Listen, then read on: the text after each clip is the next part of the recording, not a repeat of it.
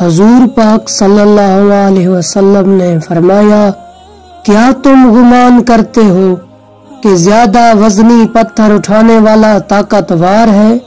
طاقتور وہ ہے جو اپنے شدید غصے پر قابو پائے۔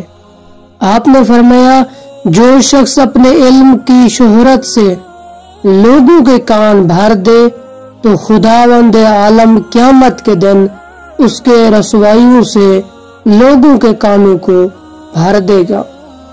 آپ نے فرمایا، جو شخص اللہ پر اور قیامت کے دن پر ایمان رکھتا ہے اسے چاہیے وہ نیک بات کرے یا خاموش رہے۔ آپ نے فرمایا، جو اپنا سودا خود اٹھا لے جاتا ہے وہ تکبر سے پاک ہے۔ آپ نے فرمایا، اللہ تعالیٰ فرماتا ہے، اے بنی آدم، میرے احکام میں میری اطاعت کرو اور اپنے فائدے کی باتیں مجھے نہ سکھاؤ، میں تم سے بہتر جانتا ہوں۔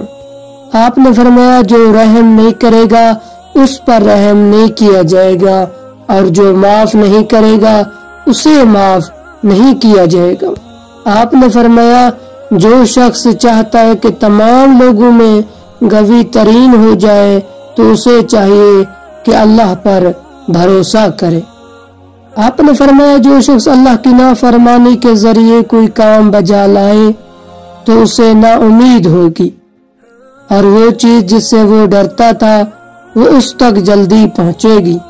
آپ نے فرمایا، حصول علم ہر مسلمان پر واجب ہے، آگاہ ہو جاؤ، بے شک خدا علم طلب کرنے والوں سے محبت کرتا ہے۔ آپ نے فرمایا، آج تیاری کا دن ہے، کل مقابلے کا دن ہے، جیتنے والے کو جنت کا انعام ملے گا اور ہارنے والے کو دوزخ کی سزا ملے گی۔ آپ نے فرمایا، جسے قاضی بنایا گیا اسے بغیر چھری کے ذبح کیا گیا۔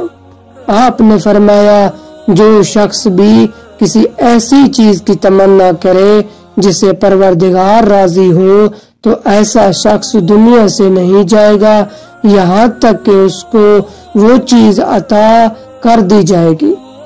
آپ نے فرمایا، جو نیکی کی فصل بوئے گا اس کا فائدہ اٹھائے گا، اور جو برائی کا بیج بوئے گا برائی ہی کاٹے گا۔